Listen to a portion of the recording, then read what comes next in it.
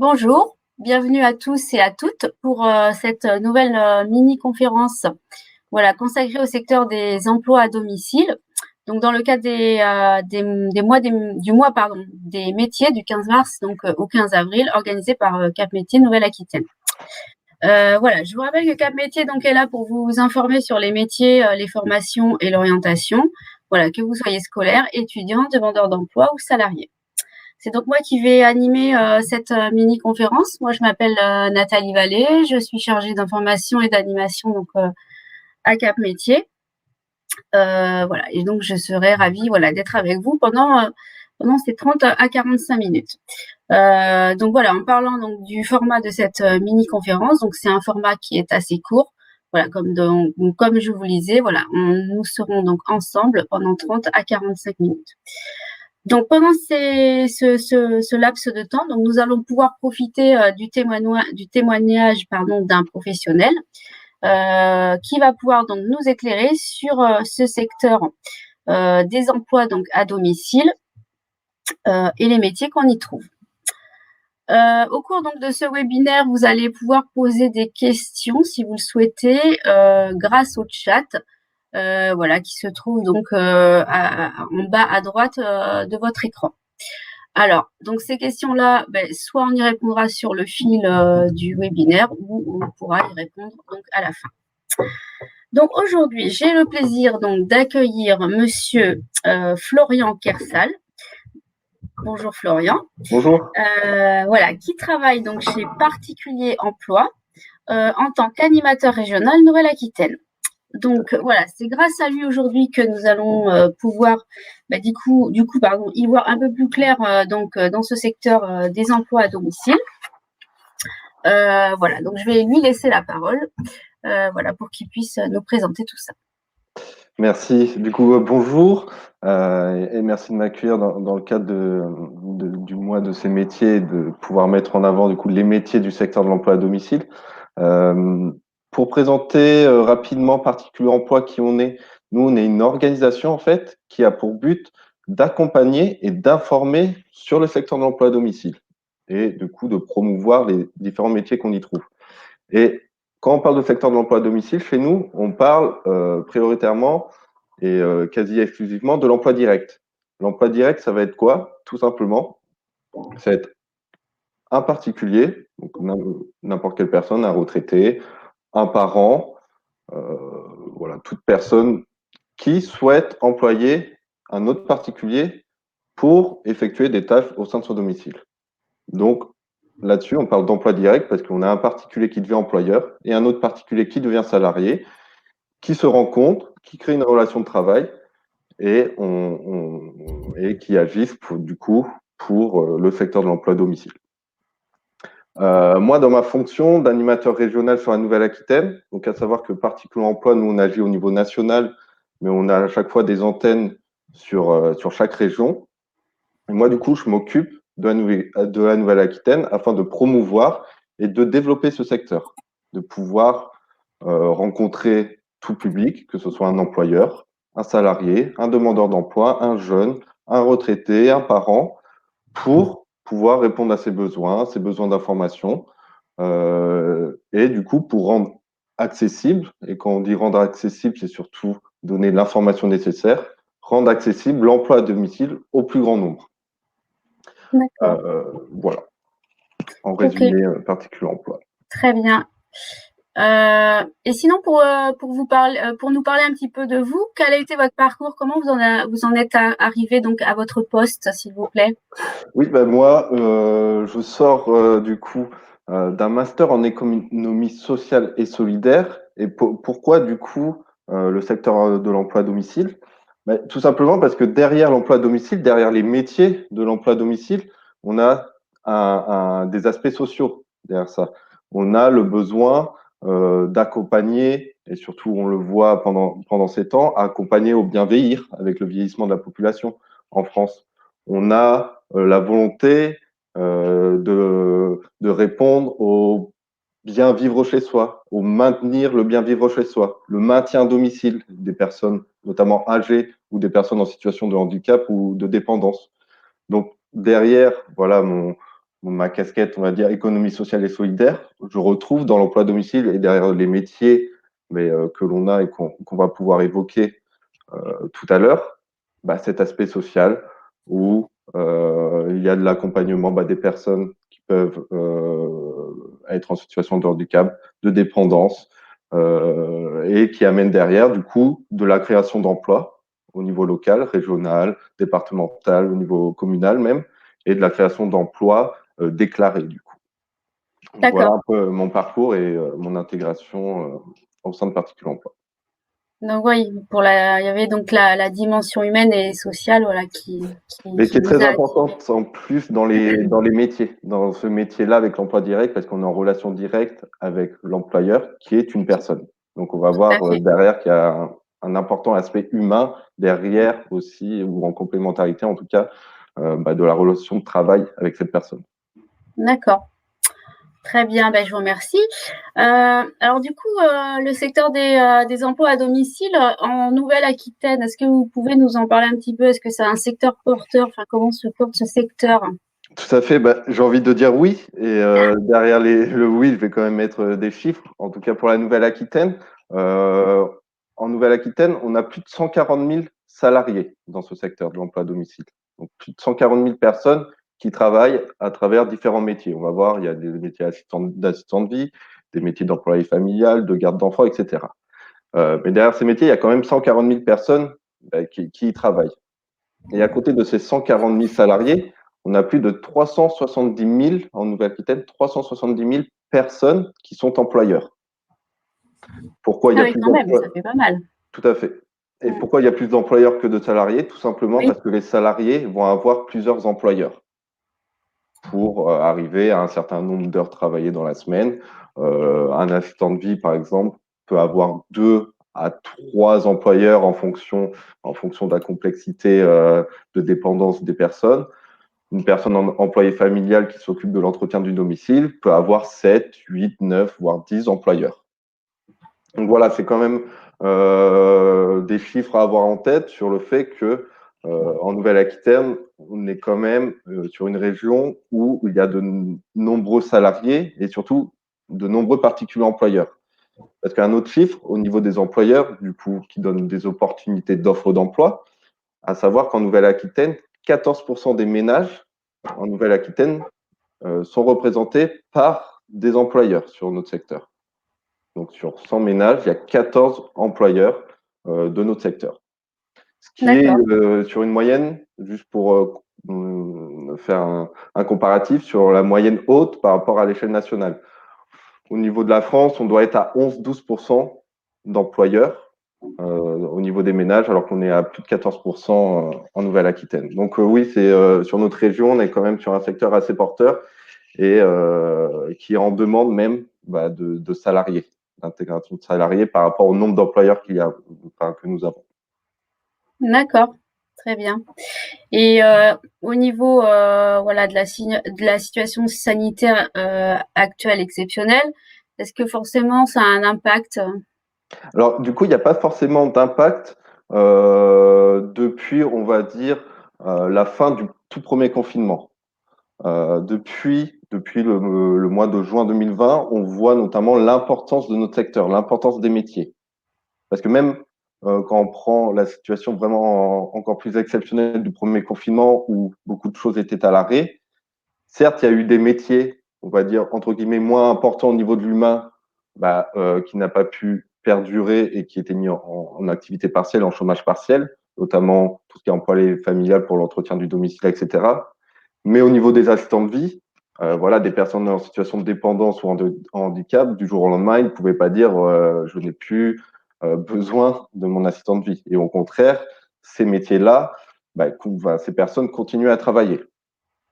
Et depuis juin 2020 et notamment depuis un sondage qui a été effectué depuis septembre 2020, sur notre secteur, il y a 98% des employeurs qui ont maintenu leur activité de leurs salariés. Et même en prenant en compte le second confinement, il n'y a pas eu d'impact négatif dessus. Et même pour 2021, il y avait aussi 98% de ces employeurs qui disaient qu'ils comptaient maintenir l'activité de leurs salariés. Pourquoi? Parce que derrière, ils ont affirmé que l'emploi à domicile était utile socialement pour eux. Et notamment, ils déclaraient que l'emploi à domicile, et du coup leurs salariés qui faisaient intervenir, était indispensable au bon fonctionnement de leur foyer. Donc c'est pour ça, D'accord. si on enlève le premier confinement, où là c'était vraiment quelque chose soudain et exceptionnel, depuis à peu près au juillet 2020, il n'y a pas d'impact, en tout cas de la situation sanitaire, sur la continuité de l'activité du secteur et des métiers de l'emploi à domicile.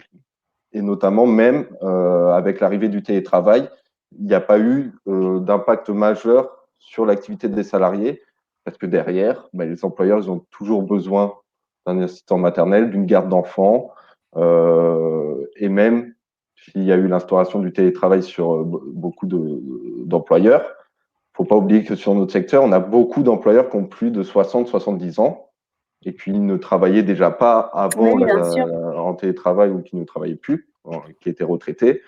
Et ils ont toujours ce même besoin et notamment a été mis encore plus en lumière certains métiers de notre secteur parce qu'on voit qu'ils sont très importants et qu'on ne peut pas passer à côté de certains métiers sur notre secteur de l'emploi à domicile. D'accord. Bah, du coup, on va pouvoir rebondir sur les métiers. Du coup, est-ce que vous pouvez nous parler des métiers que l'on trouve donc dans ce secteur? Tout à fait. Alors sur notre secteur de l'emploi à domicile, donc toujours en emploi direct, on divise souvent les différents métiers en 5 grands domaines d'activité. On va Oui, avoir un domaine d'activité lié à l'espace de vie, avec le métier qu'on appelle employé familial, avec souvent l'entretien du domicile de l'employeur, l'entretien du linge, etc. Il va avoir le domaine lié à l'enfant ou à l'enfance. Là, ça va être tout ce qui est garde d'enfants à domicile, babysitter, assistant maternel. À savoir que tous ces métiers, du coup, le salarié intervient bien au domicile de l'employeur, excepté pour l'assistant maternel qui, elle, accueille les enfants de ses employeurs au sein de son domicile. Mais tous les autres, les tâches effectuées se font au sein du domicile de l'employeur. Un troisième domaine d'activité, ça va être tout ce qui est lié à l'adulte. Donc, c'est-à-dire l'employeur qui a soit plus de 60, 70 ans, qui peut être tendance handicap. Et là, on va retrouver le métier d'assistant de vie. Donc là, ça va être de l'accompagnement sur des tâches quotidiennes. Ça peut être accompagné à faire des repas, accompagné à faire les courses, à l'entretien du domicile aussi.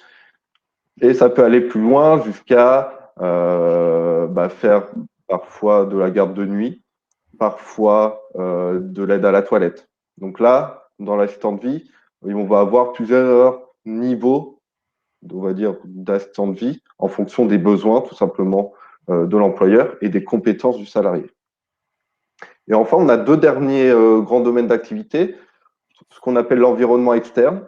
Là, ça va être tout ce qui est lié à du petit bricolage, du petit jardinage. Ça va être de la tonte de pelouse, ça va être du montage de meubles, des choses comme ça. Et enfin, l'environnement technique, dernier domaine d'activité, où là, on peut retrouver des professeurs de musique, des assistants informatiques pour l'aide à l'utilisation d'un ordinateur ou autre, de l'enseignement particulier. Là, souvent, ça va être de l'aide aux devoirs pour les personnes, soit en classe élémentaire, au collège, lycée, etc. Donc, on a ces 5 grands domaines d'activité qui regroupent différents métiers, assistant de vie, employé familial, garde d'enfants, professeur spécialisé sur la musique ou autre, et petit jardinage, petit bricolage. Donc, c'est les métiers qu'on retrouve essentiellement sur notre secteur. d'accord, très bien. Et alors du coup, on va dire, si je puis dire comme ça, quel est le public qui vous sollicite le plus pour avoir des emplois à domicile? Alors, nous, du coup, on est vraiment sur le grand public. Donc, on a vraiment des publics très différents. Ça va du demandeur d'emploi qui, euh, qui a vu passer une annonce d'offre d'emploi d'assistant de vie, mais qui ne sait pas trop comment ça marche. Ça peut être un salarié déjà présent sur notre secteur, mais qui ne connaît pas forcément tout le cadre légal et tout la convention collective qui entoure notre secteur et qui souhaite avoir des informations complémentaires. Ça peut être des employeurs ou futurs employeurs, une personne voilà, qui recherche de l'aide au ménage au sein de son domicile ou de l'aide pour faire ses courses, de l'aide au repas. C'est vraiment, on est sur, vu qu'on est axé sur le grand public, on a vraiment une multitude de publics qui vient vers nous, même si c'est sûr, on a un peu plus voilà, d'employeurs ou de futurs employeurs qui viennent vers nous. Mais je pense que on doit être sur les mêmes chiffres au niveau des salariés, des demandeurs d'emploi, etc. Du coup, vu qu'on est vraiment axé sur le grand public, on, on a vraiment cette multitude de différents publics D'accord. qui viennent nous voir. Tout simplement, on touche une personne on répond à une personne qui est touchée de près ou de loin par l'emploi à domicile. Ça peut être aussi un aidant. Et ce qu'on appelle un aidant, ça va être par exemple une personne qui doit accompagner un de ses parents sur des tâches quotidiennes de la vie. Et nous, on va lui permettre de lui donner des informations et un accompagnement pour lui dire, voilà, le secteur d'emploi à domicile, ça existe. Il y a des salariés qui peuvent être là pour vous donner des moments de répit pour effectuer ces tâches quotidiennes auprès d'un de vos parents. Donc voilà, c'est le public, c'est toute personne qui va avoir une question ou un besoin d'information sur le secteur dès qu'ils en auront le besoin, en fait. D'accord, pour moi, c'est clair, donc il y a pas de souci. Alors quels sont les profils, qui sont, recherchés, dans le secteur des emplois à domicile? En fait, dans le secteur, il va avoir, on va dire, deux grandes qualités ou compétences importantes au niveau du salarié. À savoir qu'il faut quand même, c'est des métiers où il faut une appétence pour avoir quotidiennement des liens avec l'humain. Parce que vous êtes, en tant que salarié, vous n'êtes pas dans une entreprise toujours au sein d'une même entreprise quotidiennement. Vous allez avoir plusieurs employeurs qui sont des personnes, des particuliers. Donc, cette appétence, c'est une volonté et d'aimer quand même la relation humaine avec la personne. Parce Tout à que fait. certes, vous avez une relation de travail, de salarié-employeur, mais on le voit de façon quotidienne, nous, quand on rencontre des salariés et même des employeurs, qu'il y a souvent une relation forte entre ces personnes, parce qu'on est sur de l'emploi direct. Du coup, le salarié, ça sera toujours le même salarié qui va intervenir auprès de l'employeur. Il ne va pas avoir de turnover au niveau des personnes qui interviennent. Du coup, parfois, on peut rencontrer des relations de travail, du coup, mais aussi des relations humaines qui sont présentes depuis 15, 20 ans parce que c'est toujours la même personne qui est intervenue auprès d'un employeur. Donc, c'est une des premières qualités quand même, parce qu'on est sur des métiers où il faut quand même aimer les relations humaines et aimer rencontrer les personnes directement au sein de leur domicile. Et la deuxième chose, c'est quand même cette notion d'indépendance. C'est-à-dire que un salarié n'a pas à s'occuper de tout ce qui est charges sociales, etc. On n'est pas sur de l'auto-entrepreneuriat. On est vraiment sur une relation salarié-employeur. Mais le salarié, c'est lui qui gère le nombre d'heures qu'il souhaite effectuer dans sa semaine. C'est le salarié qui va se dire, moi, je veux un, deux, trois, quatre ou plus d'employeurs. Donc, il y a quand même cette volonté et cette capacité à pouvoir être, on va dire, indépendant sur le choix du nombre d'heures qu'on souhaite effectuer, sur les tâches que je suis capable de faire et que j'ai envie de faire. Je suis une personne pour pouvoir travailler dans l'emploi à domicile. Donc, on va dire que c'est ces deux grandes compétences, la relation humaine, parce que on parle de relation de travail, mais il y a quand même une Ouais. relation humaine derrière, et le fait d'être, entre guillemets, indépendant sur le fait de je fais le métier que je veux, parce que certaines personnes vont faire plusieurs métiers dans le secteur, vont faire du ménage, mais on va aussi s'occuper de l'accompagnement des personnes. Et voilà, du coup, ce côté indépendance de faire les heures que l'on souhaite auprès d'un nombre d'employeurs que je souhaite et auprès de l'employeur que, que je souhaite. Un salarié peut refuser si un jour il rencontre un employeur, bon, les besoins, ses besoins et mes besoins ne collent pas, je décide de ne pas travailler avec lui.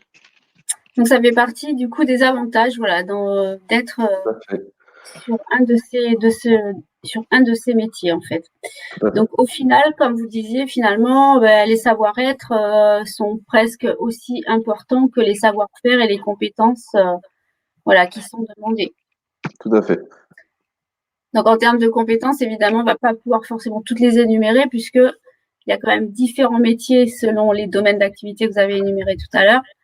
Donc c'est quand même peut-être voilà des compétences un petit peu spécifiques à avoir sur par exemple l'entretien de jardin ou par exemple je sais pas la garde d'enfants, il peut y avoir des exigences. C'est ça, en fait, le plus important aussi, c'est du côté salarié comme du côté employeur, mais là, on va surtout parler du côté salarié, c'est de bien comprendre ses besoins et ses compétences.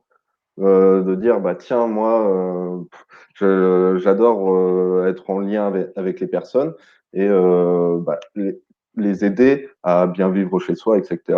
Donc moi, j'ai une appétence pour faire de l'assistanat de vie.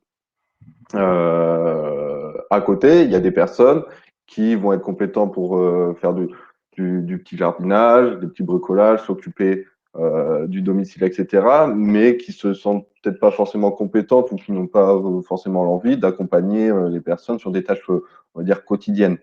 Donc là, ça va vraiment dépendre, quand on souhaite s'intégrer dans ce secteur, de bien comprendre ses besoins et de bien comprendre sur quel métier je peux intervenir et quelles sont mes compétences. Et même si les personnes ne se sentent pas forcément compétentes, il y aura toujours la possibilité, on en parlera peut-être plus tard, Oui, tout à bah, l'heure. de se former du coup. Et La ça, on formation. pourra en parler plus tard.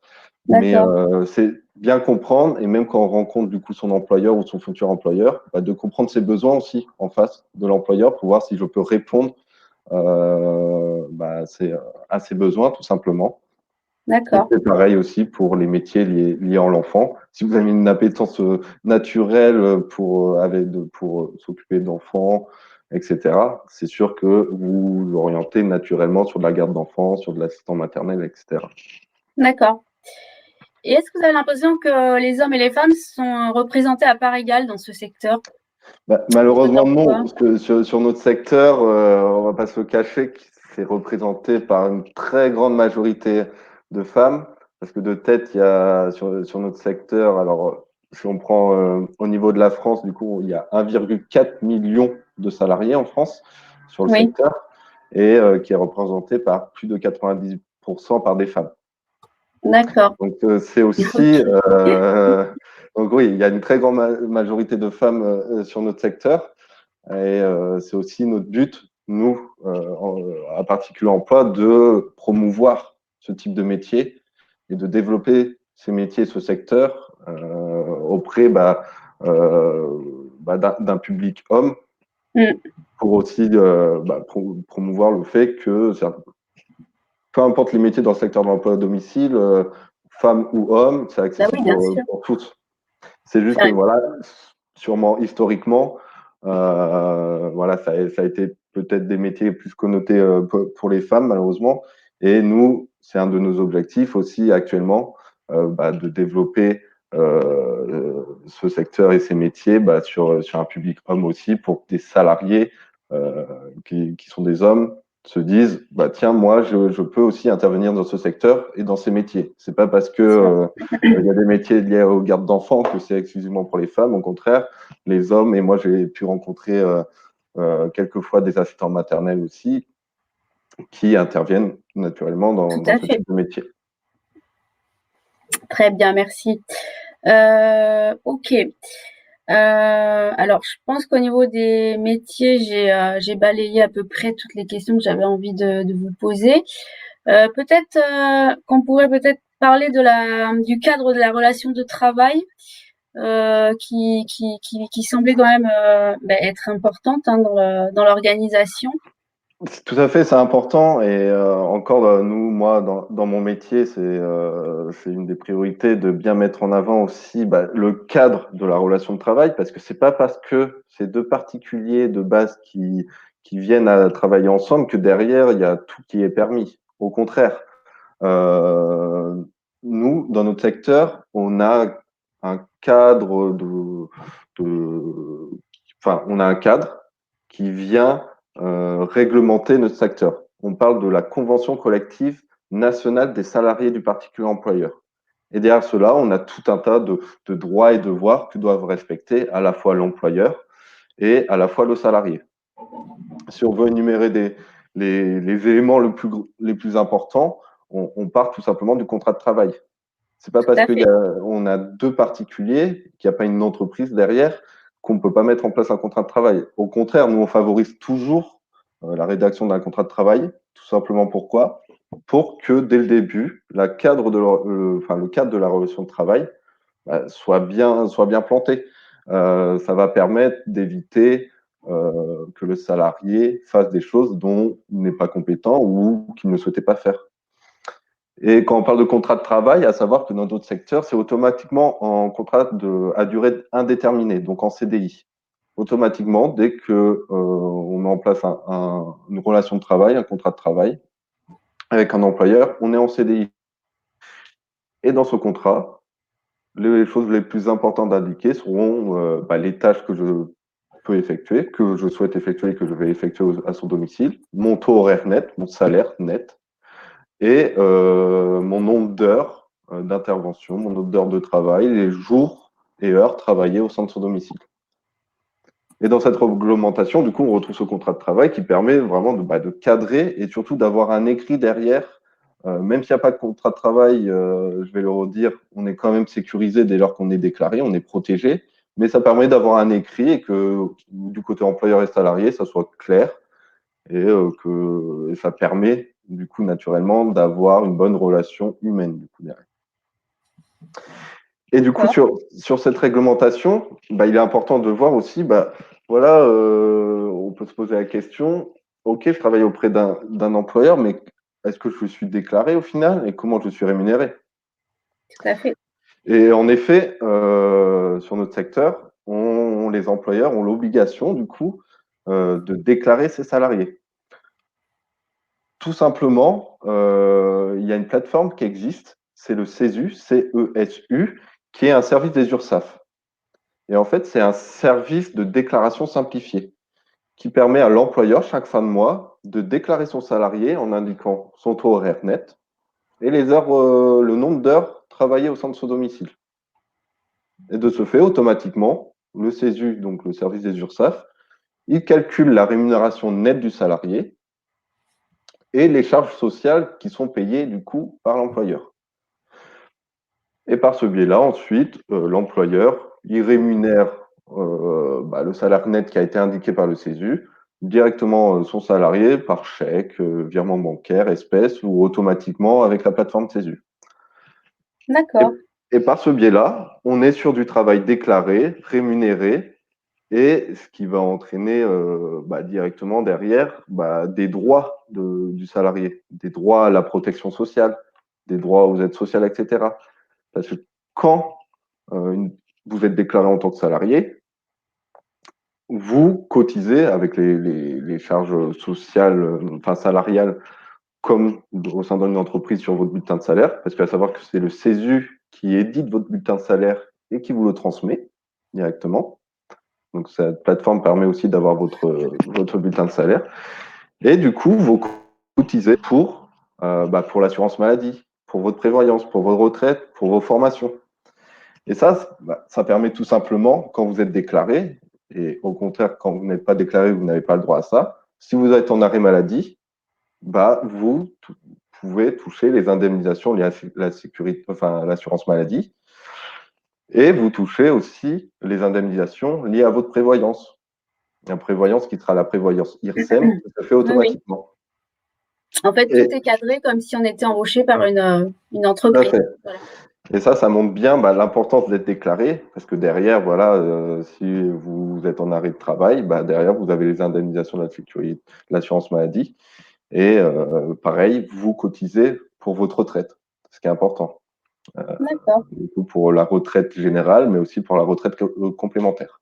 Donc Oui, oui. voilà un peu le cadre rapide, mais qui permet de voir l'importance quand même des conventions et des cadres qui a été mis derrière notre secteur, et pour bien voir que le salarié ou l'employeur ne peut pas faire n'importe quoi derrière cette relation de travail.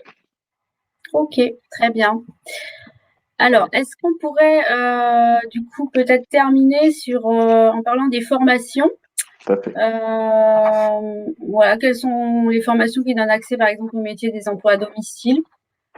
Alors, du coup, comme on a pu le dire au début, il me semble, à savoir que c'est un des avantages aussi de ce secteur, c'est qu'on n'a pas forcément besoin de diplôme pour s'inclure dans notre secteur et sur différents métiers.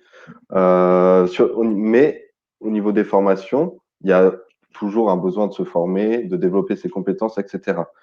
Du coup, il y a bien sûr la possibilité de se former sur notre secteur. Et là-dessus, nous, on oriente vers l'Institut Hyperia qui gère toutes les formations et la professionnalisation des salariés. Et là-dessus, on va, sans rentrer dans les détails, parce que sinon il y aura trop de choses à dire sur les formations, mais il y Bah, bien aura sûr. deux grands blocs à suivre. En fait, ça sera soit ce qu'on appelle des plans de développement de compétences, soit des formations liées au compte personnel de formation. Mais dedans, on va retrouver surtout de la formation, ce qu'on appelle formation continue ou de la formation qualifiante.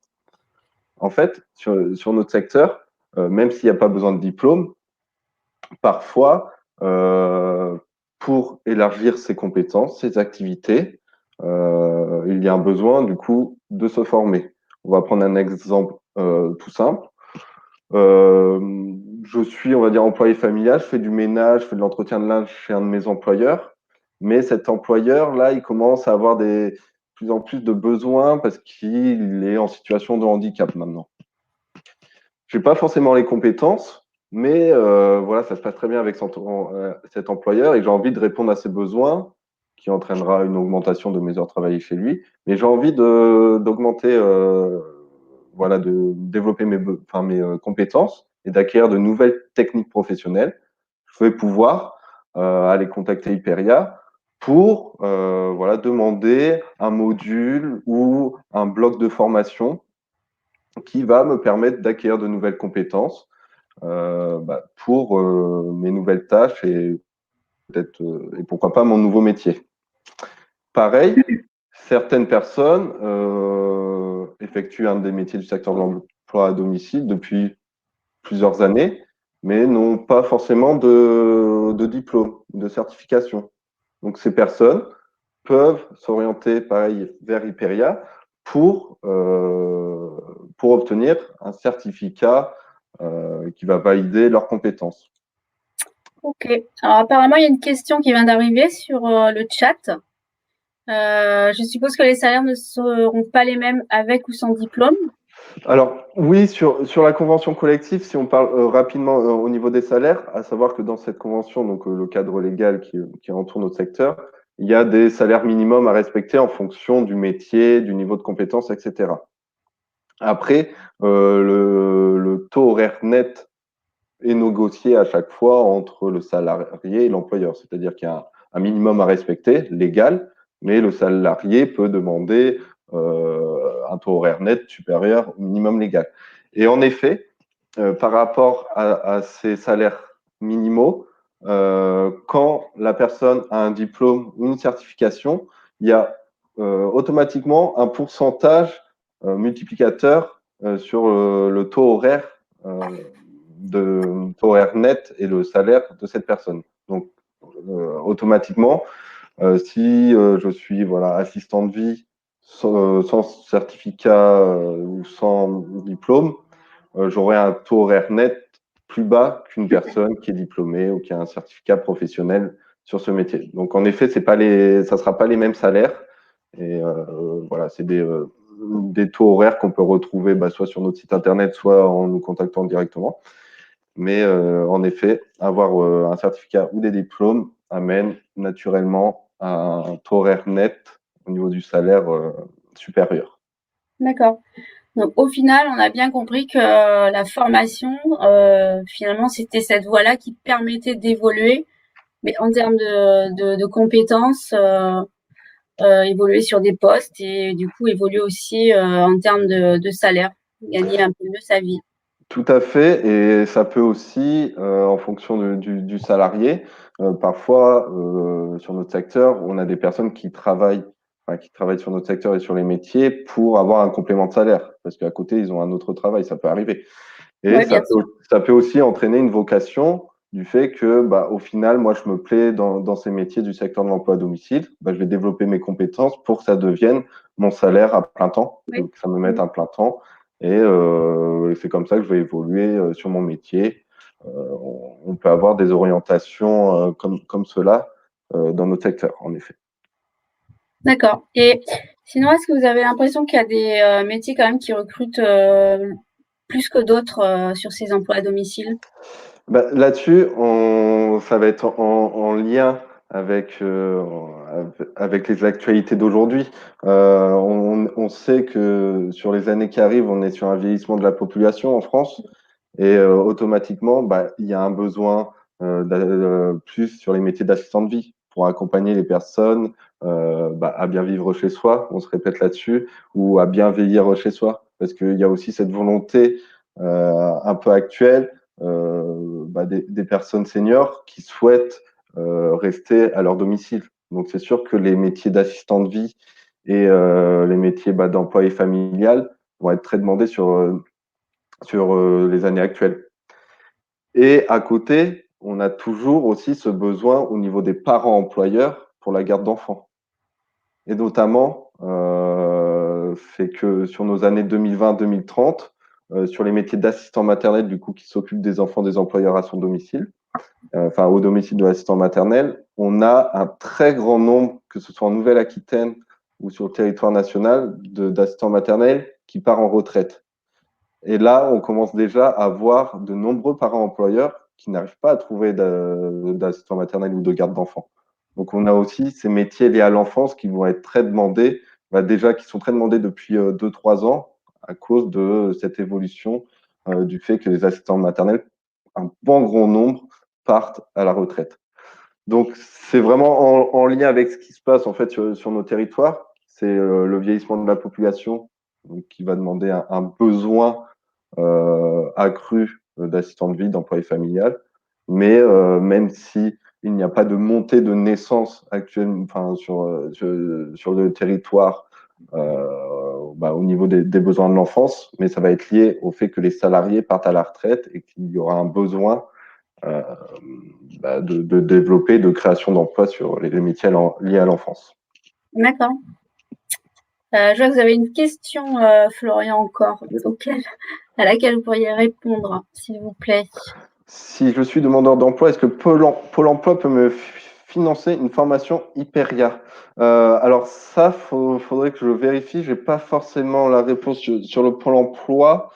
Alors, remarquez peut-être que moi, je vais pouvoir peut-être pouvoir y répondre. Oui, en tant que demandeur d'emploi, Pôle emploi, oui, peut proposer des aides. Voilà, il y a 2 aides possibles, hein, c'est l'AIF, l'aide individuelle à la formation, et aussi l'AIR, l'aide individuelle régionale. Donc, il y a 2 types d'aides qui sont possibles. Donc, évidemment, à voir si le candidat il est éligible ou non à cette aide, hein. Donc, il y a une étude de dossier de la part de Pôle emploi. Après, comme vous disiez aussi tout à l'heure, Florian, vous en avez parlé, il y a le CPF, hein, le compte personnel de formation, qui peut être utilisé aussi pour financer donc cette formation. Après, il y a aussi une dernière possibilité, c'est si c'est possible, bien sûr, dans le cadre de la formation, c'est de faire cette formation dans le cadre de l'alternance, donc en trouvant un employeur. Voilà. Donc il y a toutes ces possibilités-là de financement pour faire une formation. Voilà. Est-ce qu'il y aurait éventuellement d'autres questions? Parce que voilà, j'ai vu il y avait un certain nombre de participants donc qui nous regardaient. Donc n'hésitez pas à poser des questions parce que c'est vrai que notre webinaire va bientôt se clôturer. Sinon, Florian, est-ce que vous pensez qu'on a balayé l'ensemble, donc on va dire des questions, des interrogations sur ce secteur? Pour moi, on a balayé l'ensemble Ouais. l'ensemble des thématiques. importante pour le secteur. Après, voilà, n'hésitez pas, nous, on a un site internet particulieremploi.fr où vous pouvez Oui, retrouver un certain nombre d'informations, soit liées au métier, soit au cadre légal, soit à la rémunération, la déclaration, etc. Après, je peux le partager sur le chat aussi. oui, On peut nous contacter directement pour un contact, on va dire, régional. Donc, moi-même ou ma collègue aussi qui est sur la région Nouvelle-Aquitaine par mail, donc à nouvelle-aquitaine@particulieremploi.fr. Et sinon, on a notre plateforme nationale aussi qui peut répondre soit aux salariés, soit aux employeurs, ou à tout public. Voilà, un appel non surtaxé au 09 3 x 72 76, où c'est des personnes qui vous accompagnent ou qui vous informent aussi sur tous les secteurs en fonction de vos besoins, peu importe le métier ou de la thématique. d'accord. Donc voilà, pour tous les participants voilà, qui nous regardent ou les personnes qui nous regarderont plus tard, puisque ce webinaire sera rediffusé donc en replay si vous le souhaitez. Donc vous allez pouvoir trouver ce replay donc sur le site de capmétier.fr. Donc voilà, donc n'hésitez pas à revenir sur ce webinaire. Voilà, donc comme Florian donc a donné du coup les coordonnées de la structure particulier emploi, donc moi du coup je vais vous reparler du site de capmétier.fr. Vous allez pouvoir donc trouver des informations métiers, des informations aussi sur les formations. Hein, si vous cherchez des formations spécifiques du coup sur le secteur des emplois à domicile, n'hésitez pas à aller voir donc notre annuaire de la formation sur le site où vous avez toutes les formations qui sont bien détaillées, mais par département. Vous avez les financements possibles. Enfin, tout est bien noté. Si jamais, de toute façon, vous avez besoin de plus d'informations, il ne faut pas hésiter à nous contacter par téléphone au 0800 940 166. Vous pouvez aussi solliciter des entretiens en visio avec les conseillers de Cap Métier. Donc ces entretiens visio, vous avez juste à aller vous inscrire sur l'agenda pour que nous on puisse après vous contacter. Voilà, vous pouvez aussi aller voir notre programmation sur l'agenda, puisque vous allez pouvoir trouver du coup toute notre offre de services sur cet agenda, et vous pouvez vous inscrire aux différents événements qui vous intéressent. Voilà, donc nous allons clôturer donc ce webinaire sur les métiers de l'emploi à domicile. Je remercie très chaleureusement donc Florian de nous avoir accordé de son temps pour nous parler de son activité, donc vraiment qui était très riche d'informations. Donc voilà, je le répète, n'hésitez pas donc à nous contacter, autant en particulier emploi que Cap Métier, pour avoir encore un peu plus d'informations, sur ce secteur, qui est en recherche qui a des besoins. Voilà. Tout à fait. Je vous dis donc peut-être à bientôt Florian, et je vous souhaite donc une bonne fin de journée. Merci beaucoup. Et bonne fin de journée à tous. Merci beaucoup. Au revoir. Au revoir.